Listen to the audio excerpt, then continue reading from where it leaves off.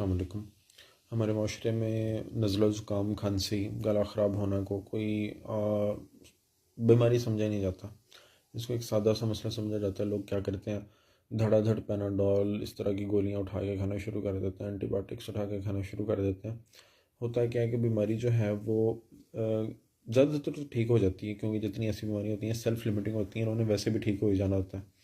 ہمارا جو قوت مدافعت کا نظام ہے اس کو ٹھیک کر لیتا ہے۔ لیکن پھر ایسے کیسز بھی ہوتے ہیں کہ جب بیماری مزید خراب ہو جاتی ہے، فل فلیجڈ نمونیا کی صورت اختیار کر جاتی ہے، جس میں جان جانے کا بھی اندیشہ ہوتا ہے۔ نہ صرف اندیشہ ہوتا ہے، میں نے جان جانے جاتی دیکھی ہیں اس طریقے سے۔ اور پیناڈول اکثر کھانے کا ہمارے یہاں رواج ہے، جبکہ پیناڈول کے بارے میں یہ بات ذہن نشین کر لیں کہ وہ نہ صرف پیٹ کو خراب کرنے کا باعث بنتی ہے بلکہ جگر کی بیماریوں کا بھی باعث بن سکتی ہے۔ لہٰذا جو بھی کوئی مسئلہ ہو، اپنے ڈاکٹر کی رائے کے بغیر کوئی بھی میڈیسن استعمال نہ کریں تاکہ آپ کی صحت محفوظ رہ سکے۔ شکریہ۔